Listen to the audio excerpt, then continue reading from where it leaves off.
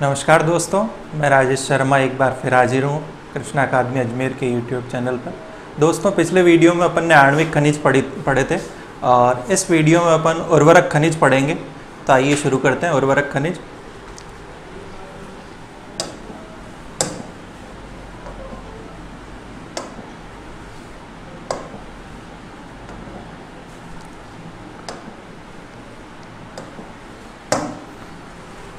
दोस्तों, पिछले वीडियो के आखिर में मैंने आपसे एक प्रश्न पूछा था और उसमें जो ऑप्शंस दिए थे और वो तीनों ऑप्शंस बिल्कुल गलत थे और चौथा जो ऑप्शन था इनमें से कोई नहीं। ठीक है, उसकी जगह आपको क्या रखना है, राजस्थान में सर्वाधिक खनिज कौन से ज़िले में निकाले जाते हैं या कौन से ज़िले में पाए जाते हैं, तो आपके उदयपुर होगा उसका आंसर, आप ध्यान रखिएगा। ठीक है, और इसमें देखिए उर्वरक खनिज पढ़ेंगे आज अपन और इसमें उर्वरक खनिज सारे नाम ही एक प्रश्न बना था RS 2013 में।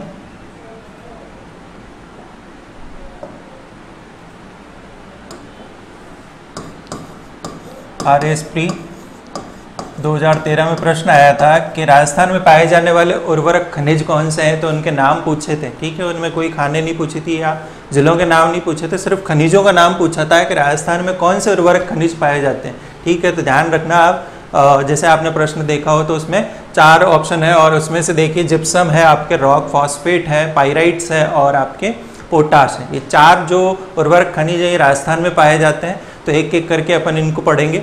तो उर्वरक होता है आपके खाद, रासायनिक खाद, वे खनिज जिनका उपयोग रासायनिक खाद के निर्माण में किया जाता है। ठीक है, लेकिन अभी अपन पढ़ेंगे कि भाई इनका प्राकृतिक रूप में भी यूज हो सकता है। ठीक है, तो देखिए पहला इसमें जो उर्वरक खनिज है वो जिप्सम।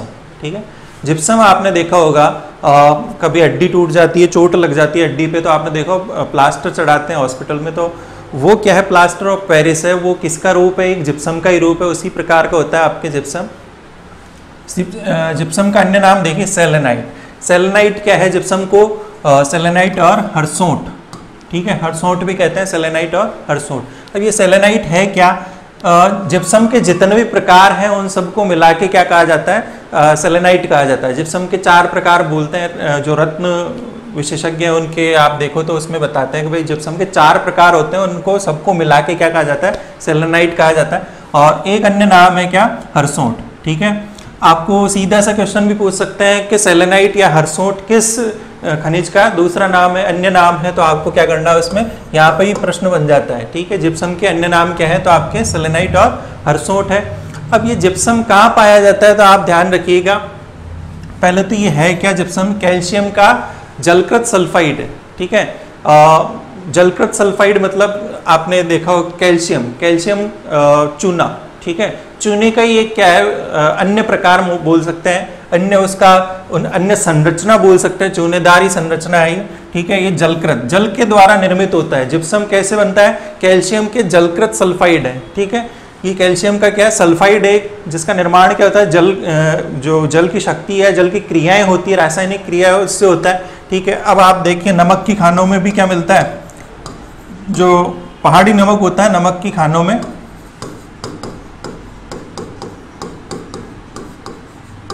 और समुद्री नमक होता है, उसमें भी किसके अवयव पाए जाते हैं, आपके जिप्सम के अवयव पाए जाते हैं। ठीक है, आप ध्यान रखिएगा। तो कैल्शियम का जलकृत सल्फाइड कौन सा है, आपके जिप्सम है। ठीक है, क्वेश्चन आप देखो कई प्रकार से घुमा के पूछते हैं। ठीक है, उसके उपयोग से भी पूछ सकते हैं। ठीक है, और उसकी जो गुण है, ठीक है, उसके अनुसार भी प्रश्न बन सकता है। RS के पुराने पेपर उठा के देखो आप। ठीक है, जिप्सम का एक यूज पूछा है कि कौन सा ऐसा खनिज है राजस्थान में जिससे प्रदूषण होता है, जो निर्माण उद्योग में काम में आता है, स्वास्थ्य क्षेत्र में काम में आता है और जो एक अच्छा उर्वरक भी है। ठीक है, तो उसमें आंसर क्या होगा, आपके जिप्सम होगा। ये प्रश्न आ चुका है RS में। ठीक है, तो देखिए अवसादी चट्टानों में पाया जाता है। ठीक है, मूल रूप में ये कैल्शियम के जो सल्फाइड है, ये जिप्सम के रूप में कहाँ पाए जाते हैं, अवसादी। अवसादी मतलब जमाव, कैल्शियम का जमाव जहाँ पर हो जाता है। ठीक है, कैल्शियम के सल्फाइड जहाँ पर जमा हो जाते हैं वहाँ पर किसके भंडार बनते हैं, जिप्सम के भंडार बनते हैं। ठीक है, अवसादी चट्टानों में। अब अवसादी चट्टानों के अलावा राजस्थान की बात करें तो राजस्थान में क्या है, शुष्क और उष्ण क्षेत्रों में पाए जाते हैं। शुष्क और उष्ण मतलब सूखा और गर्म जो क्षेत्र होता है वहां पर इसके भंडार अधिकतर पाए जाते हैं। ठीक है, जैसे भारत की बात करें तो भारत में एक तो राजस्थान में पाए जाते हैं, दूसरा जम्मू कश्मीर में पाए जाते हैं इसके भंडार। ठीक है, तो जम्मू कश्मीर क्या है, उष्ण क्षेत्र तो नहीं है लेकिन शुष्क क्षेत्र है, और राजस्थान है वो शुष्क और उष्ण दोनों क्षेत्र है। ठीक है, उसके अंतर्गत रख सकते हैं। तो इसके जिप्सम के भंडार अधिकतर कहाँ पाए जाते हैं, शुष्क और उष्ण क्षेत्र में पाए जाते हैं। अब आरएस में जो प्रश्न बना था कि राजस्थान में कौन सा खनिज प्रदूषण का कारण है। ठीक है, प्रदूषण का कारण मैंने आपको पिछले वीडियोस में लिग्नाइट का बताया था। एक तो लिग्नाइट से जब ताप विद्युत बनाई जाती है तो इससे क्या वैश्विक तापन या प्रदूषण होता है। ठीक है, उसके अलावा देखिए जो जिप्सम है, जिप्सम आपने देखा होगा बिल्कुल पाउडर टाइप में होता है, और पाउडर होता है तो जब आंधी चलती है, आपने देखा होगा गर्मियों में आंधियां चलती है, तो आंधियां चलती है तो ये जिप्सम के कण क्या हवा में घुलकर बह के आते हैं हवा में आंधियों के साथ, और ये क्या आपके स्वास्थ्य को हानि पहुंचाते हैं और जो वातावरण होता है उसको प्रदूषित कर देते हैं। ये जिप्सम के कण हवा में घुल जाते हैं और ये आपके शरीर में भी जा सकते हैं। ठीक है, सांस के साथ। तो ये प्रदूषण का कारण कौन सा है, कौन सा खनिज है जो प्रदूषण का एक कारण है, तो उसमें आपका आंसर क्या होगा, जिप्सम। ठीक है, फिर देखिए इसका उपयोग क्या है, क्षारीयता और सेम समस्या। मैंने आपको जब कृषि पढ़ाया था, कृषि में एक सेम समस्या बताया था। ठीक है, हनुमानगढ़ जिले में एक जगह है बड़ोपल, जिन्होंने पुराने वीडियोस नहीं देखे उनके लिए ये बड़ोपल हनुमानगढ़, ये राजस्थान में सर्वाधिक सेम समस्याग्रस्त क्षेत्र है। ठीक है, अब सेम समस्या क्या होती है, जब सिंचाई की जाती है, इंदिरा गांधी नहर का उदाहरण लें तो अपन इंदिरा गांधी नहर से जब सिंचाई होती है तो हनुमानगढ़ क्षेत्र में क्या ये इतनी ज़्यादा मात्रा में ज़मीन के अंदर रिस जाता है, जिससे क्या जो ज़मीन के अंदर का लवण है वो पानी के साथ घुलकर क्या ऊपर सतह पर आ जाता है, और सतह पर आने के साथ ही क्या मिट्टी के ऊपर एक परत बना लेता है, और वो परत जो होती है वो भूमि को अनुपजाऊ कर देती है। लवण की अधिक मात्रा क्या कर देती है, उसको जमीन को बंजर कर देती है। ठीक है, तो यही क्या है, सेम समस्या है कि भाई जो जमीन मिट्टी के अंदर जो लवण है उनका पानी के साथ घुलकर ऊपर आना। ठीक है, ये क्या कहलाता है, सेम समस्या कहलाता है। और इससे क्या क्षारीयता की समस्या बढ़ती है। ठीक है, क्षारीयता की समस्या बढ़ती है, और इससे क्या आप जिप्सम का इसमें यूज ले सकते हैं आपके मिट्टी की उपजाऊपन बढ़ाने के लिए, जहाँ पर क्या भाई क्षारीयता की समस्या है। ठीक है, तो क्षारीयता की समस्या है तो वो क्या इसको दूर करता है, जिप्सम किसको दूर करता है, क्षारीयता की समस्या को दूर करता है। ये आपके क्वेश्चन बन सकता है कि राजस्थान का कौन सा खनिज है जिसका यूज मिट्टी की क्षारीयता को कम करने के लिए लिया जाता है। ठीक है, अम्ल और क्षार दोनों मिलकर क्या बनाते हैं, लवण बनाते हैं, ये आपने साइंस में पढ़ा होगा। ठीक है, तो यहाँ पर ये जिप्सम किसके यूज में आ रहा है, क्षारीयता की समस्या के निवारण में या सेम समस्या के निवारण में क्या हो रहा है, ये यूज लिया जा रहा है। और आपके जो उत्तर पश्चिमी राजस्थान है उसमें बड़ोपल है, आपके अनूपगढ़ है। ठीक है, अनूपगढ़ आप देखो, श्री गंगानगर और बीकानेर में भी इस प्रकार की समस्या है, लेकिन सर्वाधिक कहाँ पर है, बड़ोपल क्षेत्र में है। तो वहां पर कौन सा खनिज काम में आता है, मिट्टी के उपजाऊपन को बढ़ाने के लिए या इस समस्या के निवारण के लिए, जिप्सम। ठीक है, अब देखिए इसका यूज क्या है, सीमेंट उद्योग में। सीमेंट उद्योग में क्या होता है भाई, आपके कच्चे माल के रूप में काम में आता है जिप्सम। ठीक है, फिर देखिए स्वास्थ्य में अभी अपन ने बात की कि प्लास्टर ऑफ पेरिस। ठीक है, स्वास्थ्य और निर्माण। ठीक है, आपने देखा होगा जिप्सम या प्लास्टर ऑफ पेरिस का बहुत यूज हो गया आजकल। मॉडर्न तरीके के जो घर बन रहे हैं उनमें सजावटी या जो डिजाइन्स बनती है, ठीक है, तो वो किससे बनती है, प्लास्टर ऑफ पेरिस से बनती है। या मूर्तियां देख लीजिए, प्लास्टर ऑफ पेरिस की मूर्तियां देख लीजिए, ठीक है, वो बनती है। अब जिप्सम हो गया, जिप्सम से प्लास्टर ऑफ पेरिस बनाया जा सकता है कि बिल्कुल बनाया जा सकता है। कैसे बनाया जा सकता है कि देखिए ये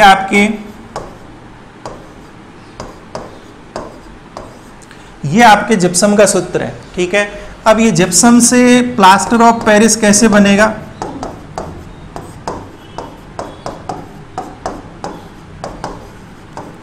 तो मैंने आपको पिछले वीडियोस में बताया था कि इसका आधा जो ये जल के दो अणु है, सॉरी यहाँ पर 2 आएगा, दो अणु है जल के, CaSO4 2H2O। ठीक है, ये आपके किसका सूत्र है, जिप्सम का सूत्र। ये साइंस में पूछ ले या जनरल अवेयरनेस के लिए आप इसको देख सकते हैं। जिप्सम का सूत्र क्या है, CaSO4 H2O, ठीक है। जल के यहाँ पर कितने अणु दिख रहे हैं आपको? 2 अणु दिख रहे हैं, ठीक है। लेकिन प्लास्टर ऑफ पेरिस में क्या है, ये जल का अणु एक हो जाता है, बिल्कुल सिंगल रह जाता है। कब हो जाता है? जब जिप्सम को थोड़ा गर्म करते हैं, उच्च ताप पर गर्म करते हैं, तो ये जो जल के 2 अणु हैं ये कितने रह जाते हैं? 1 रह जाते हैं, ठीक है। तो प्लास्टर ऑफ पेरिस कैसे बन जाता है?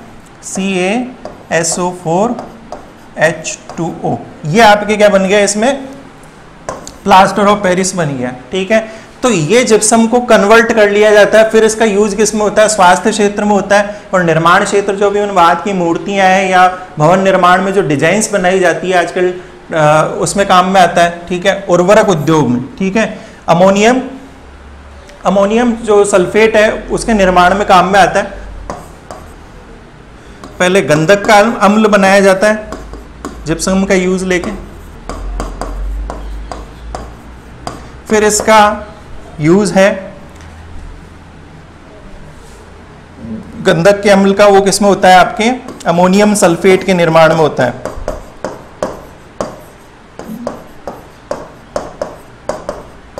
ठीक है। गंधक के अम्ल से क्या बनाया जाता है? Ammonium sulphate. या आपके ध्यान रखिए, जो अपन ने अभी क्षारीयता की समस्या पढ़ी है, सेम समस्या पढ़ी है, इसमें प्राकृतिक रूप से भी क्या मिट्टी में मिलाया जा सकता है? प्राकृतिक रूप में भी मिलाया जा सकता है,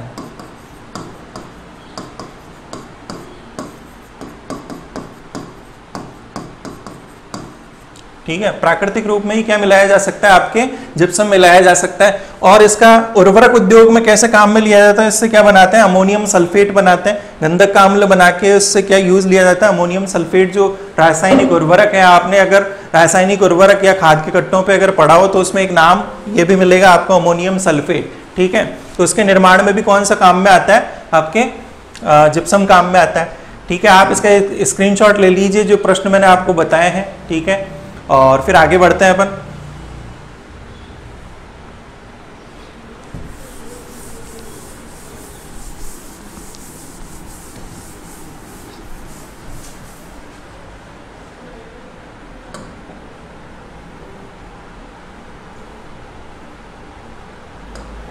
फिर देखिए, ये तो बात होगी सामान्य जो जानकारी है जिप्सम के बारे में, ठीक है। मैं आपको पूरा मैटर एक ही जगह दे रहा हूँ, आपको इधर उधर किताबों में, नोट्स में या कहीं और के वीडियो में भटकने की जरूरत नहीं है। सारा आपको मैटर इसी में मिल जाएगा, ठीक है। अब राजस्थान, ये तो बात होगी सामान्य जो जिप्सम के बारे में जानकारियाँ थी, जनरल अवेयरनेस जो होता है, ठीक है। अब राजस्थान की बात करें तो राजस्थान में भंडार देखिए, ठीक है।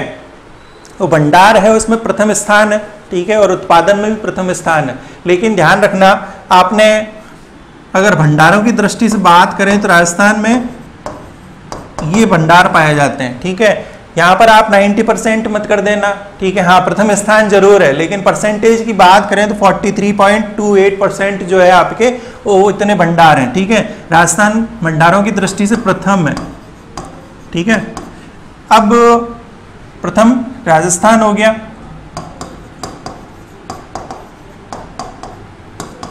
ठीक है। दूसरे नंबर पर अपन किसको रखेंगे? तो 42% लगभग आपके द्वितीय स्थान के साथ कौन है? जम्मू कश्मीर है, वहां पर पाया जाता है। राजस्थान के अलावा और कहाँ पाए जाते हैं जिप्सम के भंडार? जम्मू कश्मीर में पाए जाते हैं। तो ध्यान रखिएगा, भंडारों की दृष्टि से राजस्थान का प्रथम स्थान तो है, लेकिन इतनी मात्रा में क्या यहाँ पर भंडार मौजूद है। दूसरे नंबर पर भंडारों की दृष्टि से जम्मू कश्मीर आता है, ठीक है।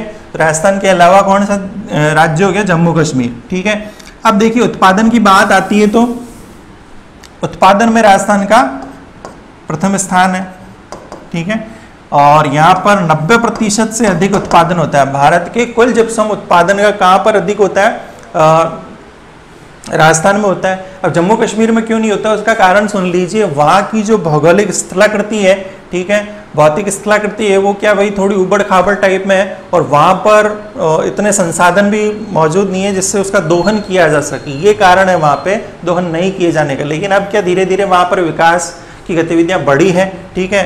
तो उस कारण क्या होगा? वहाँ से भी खनिज संपदा का दोहन किया जाएगा। लेकिन अभी तक कौन? राजस्थान से 90% भारत का जो उत्पादन होता है वो उतना राजस्थान से होता है, ठीक है। अब देखिए, राजस्थान में आपके उर्वरक कॉम्प्लेक्स की क्या है? संभावना है। क्यों भाई? कि भाई इतने ज़्यादा मात्रा में आपके जिप्सम के भंडार मौजूद है, और जिप्सम का देखिए क्या यूज है, तो यहाँ पर रासायनिक उर्वरक के निर्माण में हो गया, मिट्टी की जो क्षारीयता की समस्या होती है उसको दूर करने के लिए हो सकता है। ठीक है, तो इतनी ज्यादा मात्रा में अगर ये खनिज पाया जाता है और इसका ये उपयोग है।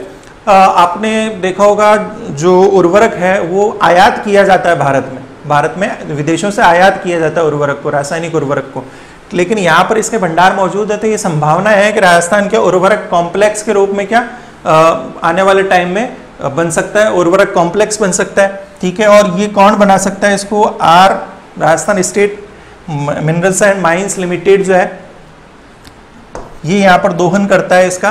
राजस्थान में जो जिप्सम का दोहन है वो कौन करता है, Rajasthan state mineral and mines limited जो है वो करता है दोहन। ठीक है, अब देखिए यहाँ से राजस्थान से जो जिप्सम निकाला जाता है, ठीक है, जिप्सम निकाला जाता है वो कहाँ पर भेजा जाता है। अभी मैंने बात की कि राजस्थान उर्वरक कॉम्प्लेक्स बन सकता है, अभी तक बना नहीं है, लेकिन जहाँ पर क्या उर्वरक कॉम्प्लेक्स है अभी कौन सा है, झारखंड है। झारखंड में एक जगह है सेंद्री। ठीक है, झारखंड में कौन सी जगह है, सेंद्री है। ये जो सेंद्री है यहाँ पर Fertilizer Corporation of India Limited. ठीक है, सेंद्री कहाँ पर है ये ध्यान रखिएगा, झारखंड।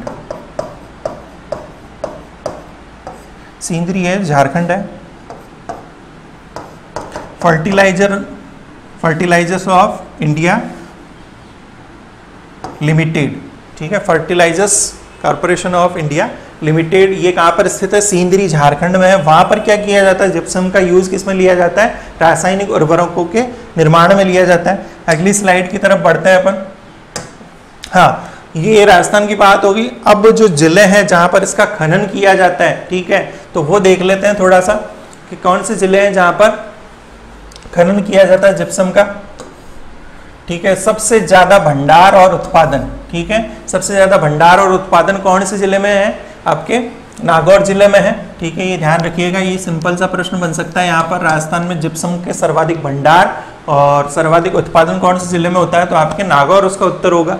ठीक है, अब देखिए नागौर में पूछ ले कि कौन सा क्षेत्र है सर्वाधिक जहां से आपके क्या होता है, उत्पादन होता है, तो बदवासी से अभी ज्यादा उत्पादन हो रहा है। ठीक है, पहले गोट मंगलूद का प्रश्न आ चुका है, बदवासी हो गया, फलसूंड हो गया। ठीक है, फिर गोट मंगलूद, ये क्वेश्चन आ चुका है कि राजस्थान में जिप्सम के लिए कौन सा क्षेत्र प्रसिद्ध है, तो आपके नागौर जिले में एक क्षेत्र है गोट मंगलूद। अगर आपने राजस्थान की संस्कृति पढ़ी है, ठीक है, तो उसमें एक आता है दधिमती माता का मंदिर।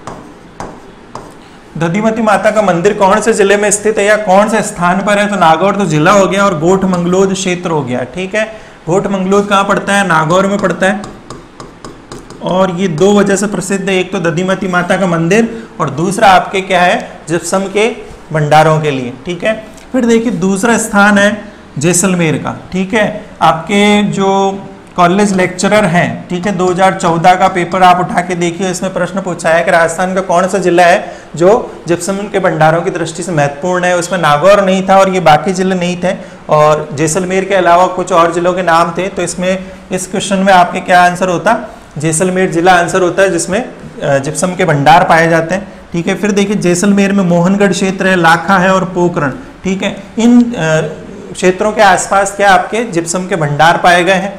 फिर देखिए बीकानेर, बीकानेर में सबसे ज्यादा जामसर, बिसरासर, लूणकरणसर, कोलायत और पूगल। ठीक है, ये क्षेत्र किसके लिए प्रसिद्ध है, जिप्सम के लिए। अब यहाँ पर देखिए पूगल, पूगल के बारे में एक और प्रश्न ध्यान रखना है, ये राजस्थान में एक भेड़ की किस्म है, नस्ल है, भेड़ की नस्ल है। ठीक है, पूगल किसकी नस्ल है, राजस्थान में एक भेड़ की नस्ल है, ध्यान रखिएगा। पशु संपदा में एक प्रश्न बनता है, ये बार बार आ चुका है पूगल का। ठीक है, फिर देखिए चौथे नंबर पे आता है बाड़मेर। बाड़मेर में दो क्षेत्र हैं, उतरलाई और कवास।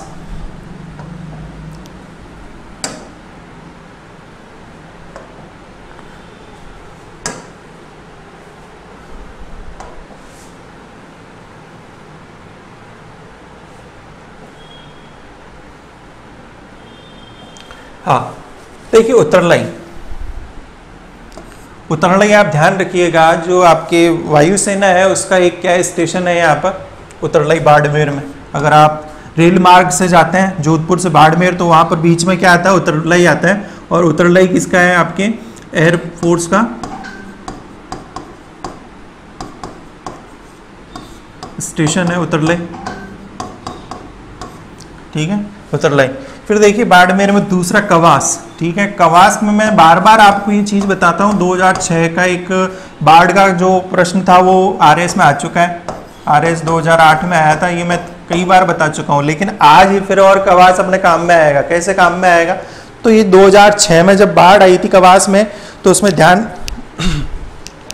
ध्यान रखिएगा 2006 में जब बाढ़ आई थी तो कई सालों तक, कम से कम 5-6 साल तक वहाँ पर पानी सूखा ही नहीं, ठीक है। कवास में इतनी ज़्यादा मात्रा में पानी इकट्ठा हो गया कि भाई वो ज़मीन के अंदर नहीं जा पाया, ठीक है। बारिश इतनी हुई कि ज़मीन के अंदर नहीं सोखा उस पानी को, ज़मीन ने क्यों नहीं सोखा उसका कारण सुन लीजिए आज, कि भाई वहाँ पर क्या जिप्सम के भंडार पाए जाते हैं, ठीक है। ज़मीन के अंदर जिप्सम की परतें हैं। अब ये जिप्सम क्या है भाई, उस पानी को अंदर नहीं जाने दे रहा था। वहाँ पे जब बारिश आई, बाढ़ की स्थिति बनी, तो वो क्यों बनी कि भाई रेगिस्तान में बाढ़ कैसे आ सकती है, तो उसका ये कारण है कि भाई वहाँ पर क्या जिप्सम की परतें थी अंदर, ज़मीन के अंदर जो परतें थी उसके कारण वो पानी अंदर नहीं जा पाया, ठीक है, और वो ज़मीन के ऊपर इकट्ठा हो गया, ठीक है। इसलिए वहाँ पर क्या बनी, आपके बाढ़ की स्थिति बनी, ठीक है।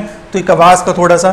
फिर देखिए इसके अलावा कौन कौन से जिले हैं जिसमें भंडार पाए जाते हैं, ठीक है। चूरू हो गया, पाली, श्रीगंगानगर, हनुमानगढ़ और जोधपुर, ठीक है। ये कुछ अन्य जिले हैं जहाँ पर क्या पाए जाते हैं, आपके जिप्सम के भंडार पाए जाते हैं। ये जिप्सम पूरा यहाँ पर कंप्लीट हो जाता है। अब अगला अपन पढ़ेंगे रॉक फॉस्फेट। हाँ, फिर देखिए दोस्तों रॉक फॉस्फेट। रॉक फॉस्फेट भी क्या है, एक आपके उर्वरक खनिज है, ठीक है। अब रॉक आ रहा है तो इसमें चट्टानों से, ठीक है। रॉक फॉस्फेट क्या आ रहा है, चट्टानों से। अब फॉस्फेट फास्फोरस, ठीक है, फास्फोरस पाया जाता है चट्टानों में। देखिए आप क्षारीय प्रकृति होती है इसकी, ठीक है। अब यहाँ पर ध्यान रखिए फॉस्फेट क्या है, क्षारीय है, और वो क्या था, क्षारीयता के उपचार के लिए काम में आ रहा था। ये तो खुद ही क्षारीय है, ठीक है। और जिप्सम क्या था, लवणीय था, ठीक है, अम्लीय था, अम्लीय था, तो वो क्षारीयता के उपचार में काम में आ रहा था। क्षारीयता का क्या प्रभाव कम कर रहा था, ठीक है। लेकिन यहाँ पर फॉस्फेट क्या है, क्षारीय प्रकृति का है, तो ये क्या लवणीयता के उपचार के लिए काम में आएगा। दोनों में क्या बिल्कुल अपोजिट है दोनों, ये याद रखिए, आप याद रख सकते हैं, ठीक है। फॉस्फोरस की प्रकृति आपके ब्लड में होता है फॉस्फोरस, ठीक है। आपने साइंस में पढ़ा हो तो आपके खून में क्या होता है, फॉस्फोरस होता है। और खून की प्रकृति कैसी होती है, क्षारीय होती है। अगर आपने खून को कभी टेस्ट किया हो, आपके ब्लड कहीं चोट लग जाती है तो अपन थोड़ा सा टेस्ट उसको बंद करने के लिए यहाँ से दबाते हैं, तो वो क्या आपने देखा हो, खारा खारा से होता है, तो क्षारीय प्रकृति का होता है ब्लड। अब फास्फोरस का एक क्या भाई, आपके ये क्षारीय प्रकृति का है, तो ये लवणता के उपचार में, लवणीय भूमि के उपचार में काम में आएगा, ठीक है। अब देखिए चट्टानों से प्राप्त हो रहा है, सीधा सा नाम में ही पता चल रहा है रॉक। रॉक से क्या अर्थ निकल रहा है, यहाँ पर आपके चट्टानों से प्राप्त होता है, ठीक है। अब इसको भी जिप्सम की तरह क्या कर सकते हैं, पाउडर के रूप में डायरेक्ट प्राकृतिक रूप में ही प्राकृतिक खाद के रूप में ही इसका छिड़काव कर सकते हैं, जहाँ पर भूमि क्या है, लवणीय है, ठीक है, लवणीय भूमि है। फिर देखिए लवणीय भूमि के उपचार में काम में आता है, ये मैंने आपको बता ही दिया। लवणीय भूमि के उपचार में तो रॉक फॉस्फेट काम में आता है, और क्षारीय भूमि के उपचार में कौन सा काम में आता है, आपके जिप्सम काम में आता है। ये प्रश्न आ चुके हैं और बार बार रिपीट होते हैं, ध्यान रखिएगा, ठीक है। मैंने आपको बिल्कुल सरल उदाहरण से बता दिया है, ठीक है, और आप इसको याद रख सकते हैं बिल्कुल अच्छे तरीके से, ठीक है। अब देखिए रॉक फॉस्फेट है, उसके उपयोग क्या है, तो ये सुपर फॉस्फेट के निर्माण में काम में आता है। सुपर फॉस्फेट के निर्माण में काम में कौन सा खनिज आता है, आपके रॉक फॉस्फेट, ठीक है। कौन से रासायनिक उर्वरक के काम में आता है, ये डाई अमोनियम फास्फेट, ठीक है, डाई अमोनियम फास्फेट। डीएपी का फुल फॉर्म क्या है, डाई अमोनियम फास्फेट है, ठीक है। जो यहाँ से अपने राजस्थान से जो रॉक फॉस्फोरस निकाला जाता है वो कहाँ काम में आता है, जो चाय के बागान है पूरे भारत में, ठीक है, दक्षिणी भारत ले लीजिए या नॉर्थ ईस्ट ले लीजिए, असम साइड में ले लीजिए, बंगाल साइड में ले लीजिए, ठीक है, जैसे दार्जिलिंग है, ठीक है, जलपाईगुड़ी है, और आपके असम के जो क्षेत्र हैं वहां पर, ठीक है। तो वहां पर क्या है, चाय के बागानों में कौन सा जो आपके खनिज काम में आता है, ठीक है। अभी तक किसी भी एग्जाम में नहीं पूछा है, प्रश्न पूछ सकते हैं, ठीक है। रॉक फॉस्फेट का यूज कहां पर होता है, जहां पर चाय के बागान हैं, ठीक है। फिर देखिए राजस्थान के परिप्रेक्ष्य में अपन बात करें तो राजस्थान के परिप्रेक्ष्य में देखिए उत्पादन की दृष्टि से राजस्थान का क्या प्रथम स्थान है। राजस्थान का उत्पादन की दृष्टि से प्रथम स्थान है, लेकिन भंडारों की दृष्टि से ध्यान रखिएगा, भंडारों की दृष्टि से उत्पादन में तो फर्स्ट हो गया और भंडारों की दृष्टि से सेकंड है, ध्यान रखिएगा।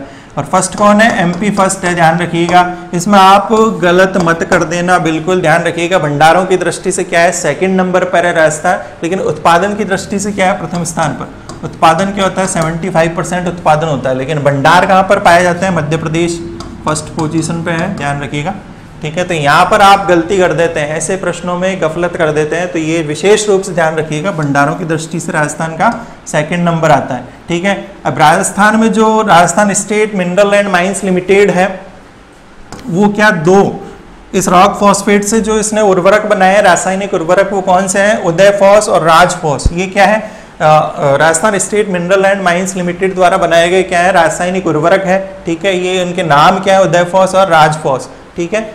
ये फॉस आप यहाँ पर देख सकते हैं, ठीक है, इससे बनाया है। और इनका जो यूज है वो यहाँ पर चाय के बागानों में होता है, मैंने आपको बता ही दिया है। यहाँ से क्या किया जाता है, पूरे चाय के बागानों में सप्लाई होती है इसकी, ठीक है। फिर देखिए उर्वरक कॉम्प्लेक्स के रूप में क्यों अभी मैंने बात की थी कि एक तो जिप्सम के बहुत ज्यादा भंडार मौजूद है, दूसरा आपके क्या है, रॉक फॉस्फेट। मैंने तो यहाँ तक पढ़ा है कि राजस्थान में सबसे ज्यादा निकाले जाने वाला जो खनिज है वो कौन सा है, आपके रॉक फॉस्फेट है, ठीक है। सबसे ज्यादा जिसका खनन होता है वो कौन सा है भाई, आपके रॉक फॉस्फेट है। तो इतनी बड़ी मात्रा में इनका खनन होता है, तो भाई जिप्सम और आपके रॉक फॉस्फेट की वजह से क्या राजस्थान उर्वरक कॉम्प्लेक्स के रूप में क्या अपना नाम बना सकता है, ठीक है। ये संभावनाएं हैं यहाँ पर। फिर देखिए, हाँ ये संभावना है, लेकिन ऊर्जा आवश्यकताएं हैं, जो ऊर्जा इनको जो संयंत्र है, उर्वरक संयंत्र है, ठीक है, निर्माण संयंत्र है, उनके स्थापना में ये सबसे बड़ी दिक्कत क्या आ रही है यहाँ, तो एक तो निवेश की कमी है, निवेश के अलावा जो सरकारी जो पेचीदगियाँ होती है, ठीक है, और उसके अलावा आपके शक्ति संसाधन, ऊर्जा संसाधन, उनकी भी कमी है यहाँ पर, इसलिए। फिर देखिए राजस्थान में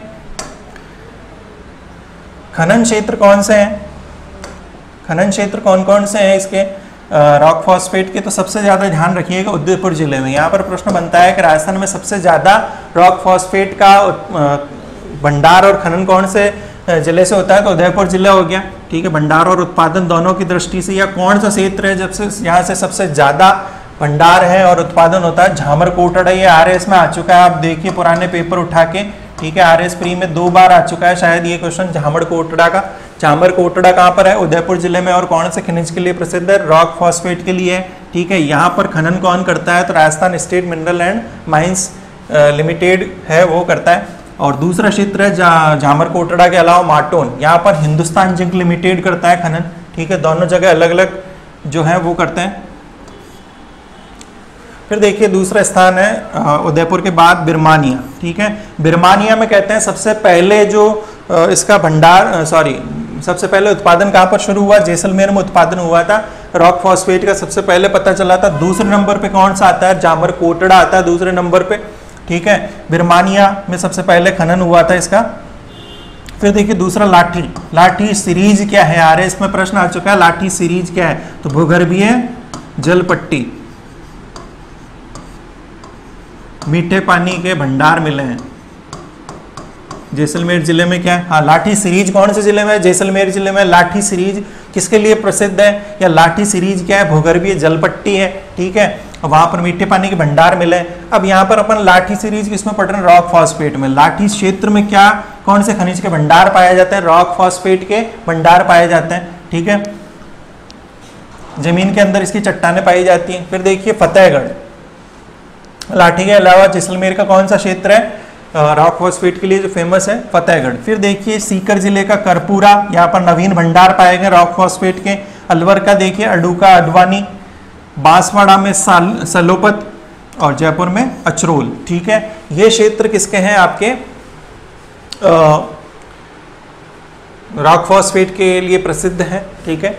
और इस वीडियो में इतना ही पढ़ाएंगे और अगले वीडियो में इसी को जारी रखेंगे। उर्वरक खनिज है, ठीक है। उर्वरक खनिज के बाद अपन उच्च ताप से जो खनिज है और जो मृत्तिका खनिज है वो पढ़ेंगे, ठीक है। तो धन्यवाद।